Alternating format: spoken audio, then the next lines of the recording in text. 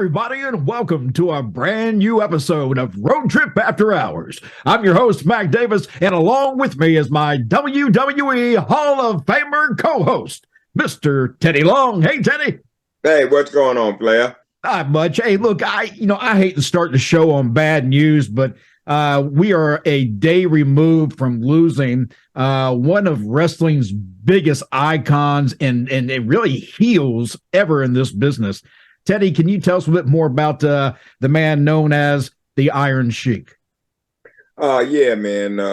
Like you said, I hate to start it off with this, but it is what it is. But with me and the Iron Sheik, it was more than just a friendship, man. We were real good friends. I got a chance to really know him and to ride with him and everything back in the day when I was breaking in. Well, let me ask you this, Teddy, and I don't mean to cut you off, but let me ask you, just out of curiosity, when did you first meet the Iron Sheik? Well, I started refereeing, I guess, 83, 84, when they brought him in, and I first met him, I was refereeing at the time. Gotcha. Yeah, I was wondering when you first met him, because at that point of his career, he was still fairly young. Well, he was, I guess, he was maybe still in with Vern Gagne in that territory out there in Minnesota. So I think that's where he started out at. And then I think they brought him down. I think he tried to do some work.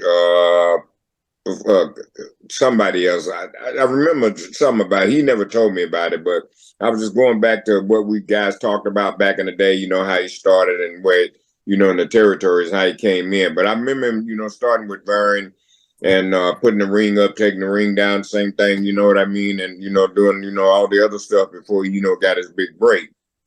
And the other thing I wanted to, say about the Sheik, after me and him, got to be real good friends, I had a chance, one thing about Sheik, he was the Sheik. He wasn't, no actor or no character, nothing. It was him. Yep. And if you had a bad day, and like I said, a lot back in the day, man, you drove 200 and 300 miles every night, trying to get to a town, and the next day you're there, you know what I mean? So you got stress on you. I mean, it's really bad sometimes, but you could see Sheik and he would come in that locker room and he would light it right up with some big joke or some funny or something to say to somebody. And everybody would start laughing, man. He would make your day. He was just that. And I never forget one time they brought him back to WWE and they had him cut this promo on Kurt Angle. And brother, we were dying. He told Kurt Angle he was not the real Olympic champion. You're a fraud. I bet that was some good stuff too. Oh, it was some great stuff, man. And Kurt was just dying laughing, man. And it was just great. And then as we got further down, I was affiliated with a wrestling school there in Morrow, Georgia called Face to Face. And we started training the Sheik's grandson and his son-in-law, and it was, and his daughter and stuff. They came out, and watched their Sheik's grandson train. And so finally they were able to get Sheik to come out. And I did post that picture on my Facebook that we had a chance to sit there and talk. And I watched him watch his grandson in the ring train. And you could just see the expression on his face, man. That was like $1 million to him. So he was just great. And I got to tell you, Teddy, I remember when that happened because you actually shot some video with your phone and you sent it to me in a text. And you said, look at this. And you had him sitting right there. I've still got it somewhere myself. But yeah, I remember when that happened. And that was the only time I think that I ever even got to see behind the scenes look at the Sheik. Beside that, he was always the curly toed heel, Yeah, but he was great. And there's another good story that I'll tell you about him. One time we was in Atlanta airport and I just happened to run into him. So I'm on one side and right there, and he's in the wheelchair and he's got a guy pushing him. So he sees me and I speak to him, but he's wanting to stop and talk for a minute there. But the guy is trying to tell him, no, we can't stop. He wants to continue push the wheelchair. Well, the next thing I know, Sheik turns around and he just starts berating him. Oh, brother, he cut this promo on him. And I'm like, oh my God. So and I could hear him as they're going down the hallway. And so I'm still standing in line. And as I'm standing there and I look up and the next thing I see, it's Sheik. He's pushing his own wheelchair. The guy left him. The guy wouldn't push it no more. So he had to push his own wheelchair. So that was hilarious, man. I have seen video of him hopping up and getting mad at somebody, and I mean slapping them and just really just berating them, just like you're saying, because he would just lose his cool. Really, you don't tell the Sheik what to do. You let the Sheik do what the Sheik wants to do. I do remember in New York, in fact, that picture was taken with him in New York at WrestleCon. And and I remember that same year, because I was there as well. You and I cut a video that same day. He almost ran me over in that little scooter he had. His granddaughter was trying to keep up with him, and he was going like a 50 miles an hour, just going. He didn't care who was in his way. And I happened to be dead center of where he was coming. And I saw him coming, and I imagined I jumped out of the way so I wouldn't get hit. And I didn't get mad because it was so hilarious. It was typical Sheik. Yeah. Yeah. Get out their way, Bubba. Yeah. And he was saying something like, oh, he was just going off when he went by. Teddy, did you ever think that you would see him hit shows like Howard Stern and become such an icon really after the business with him? Well, with Sheik, you just never know. You know, like I said, Sheik was one of a kind. And if anybody that was in any kind of entertainment didn't want to talk to Sheik, then there was something wrong with you. Oh, yeah. So Sheik was very entertaining. He was a great guy to interview because, you know, he didn't put on no airs. He didn't fake it and none of that. He told it just like it was. And so how can you not want to accept the truth? Everybody want to hear the truth. Oh, yeah. And I mean, maybe some of it, you know, a little bit of it, he's worked with Hogan and all that when he was talking about, you know, how, you know, what he's going to do to him. Yep. But you know what I mean? But, you know, but other than that, Sheik was just entertaining. Yeah, I do know that the Sheik and Hogan, and a lot of people think that was real heat between the two of them. There never really was any major heat between the two of them. The two of them actually were kind of friendly amongst one of each other, weren't they? Yeah. I mean, you know, it was just a work. Well, you know, not really. Sometimes, you know, Sheik, you know, he'd be a little angry at sometimes. I remember one time we was in Atlanta, Georgia, and we was in the Omni there, and I think he was hot with Terry Taylor about something. And oh no, I know what it was. They wanted him to do a job that night in the Omni.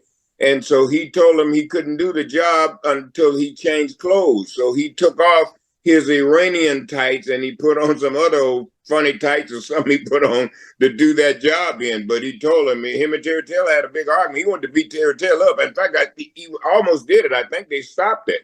Yeah, he was a bit of a loose cannon. He was a legit loose cannon if you got him in the wrong time. Him and Nikolai, they argued all the time, every day. They'd come straight out of the ring, come right in there like, oh, you're the idiot, Nikolai. Why did you?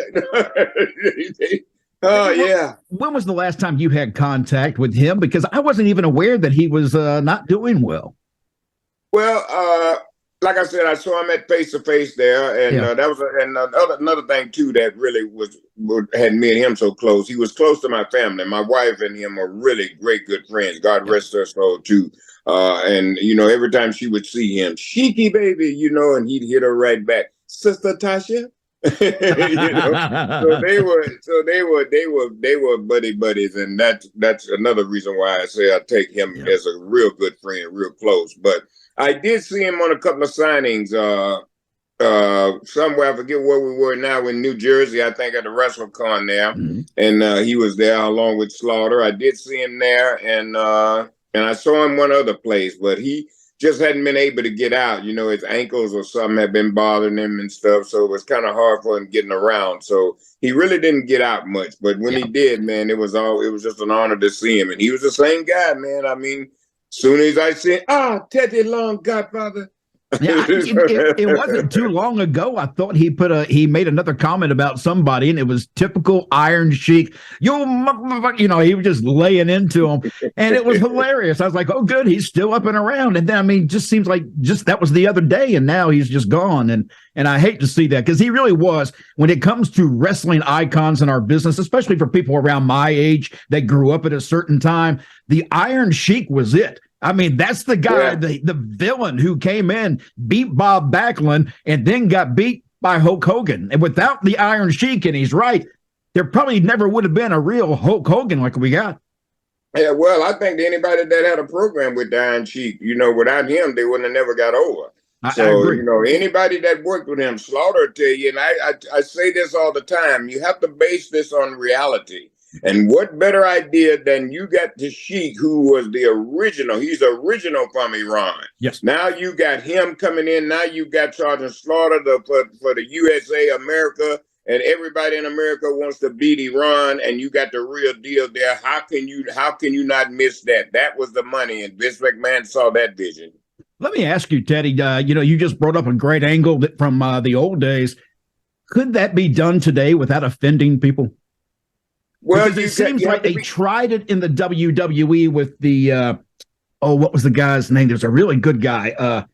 He played an Arab, and he looked the part. He was actually not an Arab, but what, Ginger Mahal? No. Who's saying he had a name? You talking about the kid there that's he's an agent now, backstage now. I know Guy Ali, man. I can't call him that. And I hate that. I'm sorry, I can't remember your name, but I just remember that it was so hot at one time. I think the heat actually killed his push, because they were getting too much heat about, him being in the ring and worrying about his safety. And I hate to see that, because that's the foundation of wrestling was good versus evil, USA versus a foreign, that's what it was. But I don't think we can pull it off that easy anymore. Well, I think you can, because they've done it basically with the bloodline, and with the bloodline, they've also put in the family, so that, you can do it. But with the bloodline, see, they've taken their time. They didn't rush this. They took their time, and they made, and they talked about this, and they made sure that whatever they put out there was going to work. So a lot of times back in the day, things got rushed. So like I said, times have changed. So I think you could do it right now, especially, the way the country is now. But you just have to kind of tone it down. There's a way to do everything. They make movies all the time. And they make movies that are related to what's going on in the country, what's going on in the world. And that's when I think wrestling is at its best, is when you're, what we see on TV or, in the ring is really a reflection of what life is happening in life. That to me is when people really connect with wrestling. It's just that simple, man. All right, just Teddy, that simple. We're going to take a quick break, and then we're going to come back. We got a few questions for Ask Teddy next.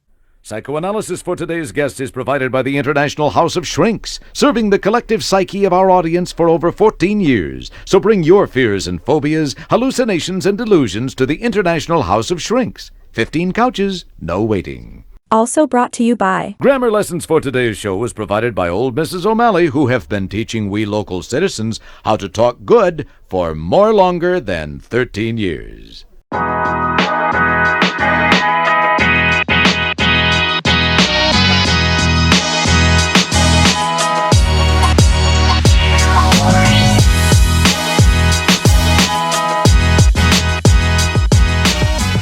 He said, well, you got the champ tonight, Ricky, you're going to do an hour. I looked at George, I said, I've never done an hour. He said, don't worry, just listen to Harley. Went out there, did the hour, come back in the locker room, down the stairs, sitting at the bottom, I'm by myself. It's a 1 hour match, right? All the guys are on the way home. Tommy Young opens the door from the top of the stairs. He goes, hey, Ricky. I look up. I'm so blowed up. I am just... I go, yeah, Tommy. He goes, Champ says, thanks. You did good, kid. And a year later, to the month, Raleigh, North Carolina, I got Harley Race. George Scott says, you're doing an hour Broadway. Now, as I told you, my first 1 hour Broadway was with Harley Race, right? So I started to think on some Harley-isms, stuff that he did in the ring. And thank God I did, because this second time, my second 1 hour, the bell goes ding, ding, ding. I lock up with Harley Race. He looks at me square in the face. He says, kid, You call this one tonight. I'm tired.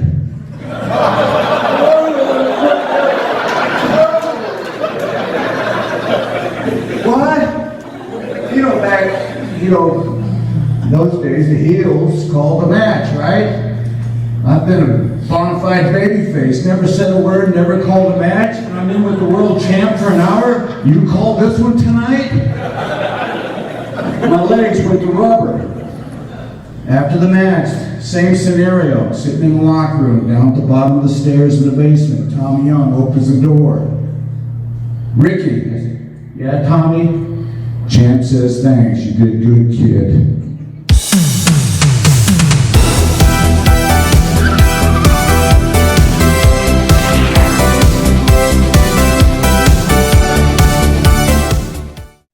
Welcome back to Road Trip After Hours. I'm your host, Mac Davis, along with my WWE Hall of Famer co-host, Mr. Teddy Long. And Teddy, Holla, holla. It's time now for Ask Teddy. Are you ready? I'm ready, player. Here we go.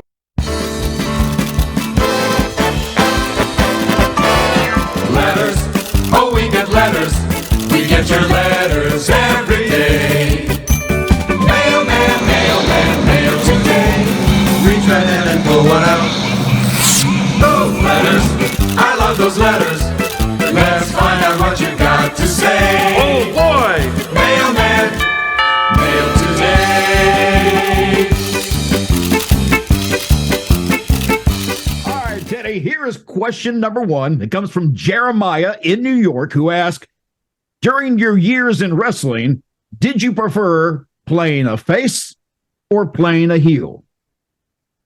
Well, it really didn't make a difference to me. You know what I mean? I just enjoyed doing, what I did. When I was a heel, I enjoyed doing that. And that's all I concentrated on, is being that heel. When I went into being the general manager and I started being the babyface, and that's what I concentrated on, being the babyface. But then sometime being the GM, you have to be a heel too, So like I said, my thing is what I didn't have no preference. Whatever they wanted me to do, that's what I concentrated on doing and tried to do it give it 100%. What did you personally prefer? Did you like being a heel? Was that fun for you? Because, for a lot of people, and people just like you, me, we can be nice in public, but we like to be a heel on somebody once in a while. If you could bring out that inner demon in us, it can come out. And I always found that fun to play the heel. Well, yeah, I really enjoyed being a heel. I like talking back to them. Somebody give me stuff, give me stuff, then I shout right back at them with something, and it's funny. And to hear some of the comments from some of them, they're pretty rough, but that's part of the job. You know what I mean? What's some of the most heat you ever got in a match? Can you recall a time where you're like, oh man, we got to tone it down. These fans are getting a little bit overboard now. Golly, and I would imagine that would have had from the early days, because the fans were different, and that's the kind of fans you would have to worry about. But and I would imagine with Doom, there had to come times when it got really heated ringside. Oh yeah, well that's when I really had a lot of heat there, and especially at the programs that we did with the Road Warriors. Yeah. Boy, I and then one time I was in Philadelphia and I popped Paul Ellering with this big key that I had, but I thought they were gonna boo me. They booed him. You know what I mean? So that Philadelphia was like they loved the bad guys. Yep. So and that's what really I really started acting a fool then when I saw they loved it. It's all repetition and learning what works and what doesn't, right? Oh yeah. All right, Kimmy in South Carolina asked, when you were in WWE, did they have classes or someone to show you the way of officiating in the WWE? No. You the officiating your own everything you did in the WWE. When I went there, I was already had been refereeing in WCW and NWA, so I already knew what to do. But back then in NWA, WCW wasn't no classes; it was on the job training. You got in there, either you made it or you didn't.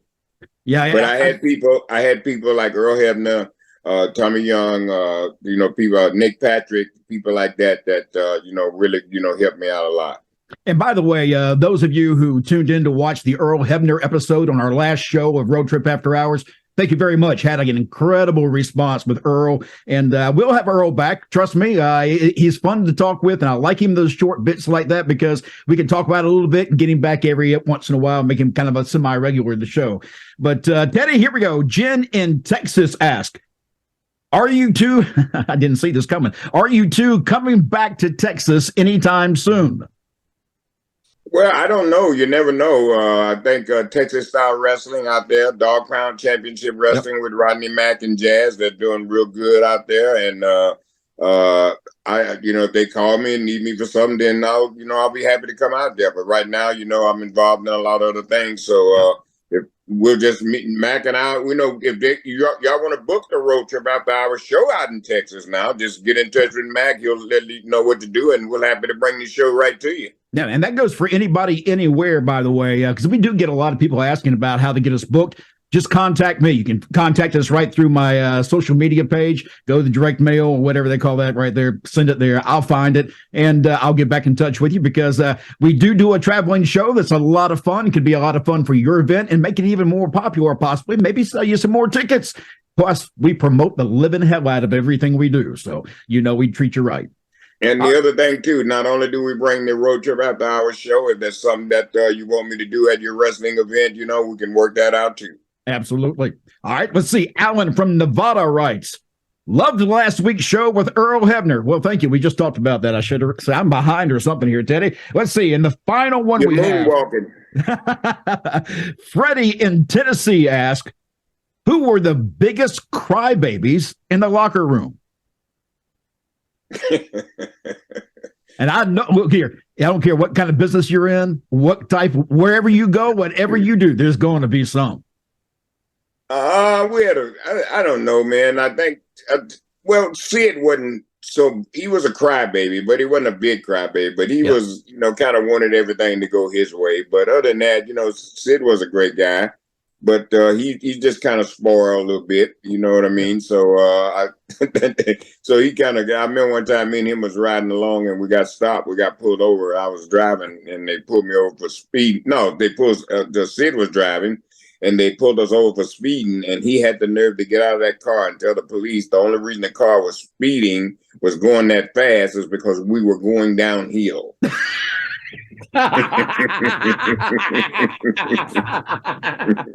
Oh, that's hilarious. And what did the cops say? What do you say? The man just looked at him. I'm ending it right there. That's a great story to end it on right there. That was great. Teddy, I appreciate it, brother. I had a lot of fun. By the way, we hope you enjoyed the piece that we just showed you a few minutes ago with Ricky the Dragon Steamboat. If you didn't see it, you tuned in late, go back and see it because it's worth the watch. I'm Mac Davis for Road Trip After Hours, along with my co-host, Mr. WWE Hall of Famer, Teddy Long. Holla!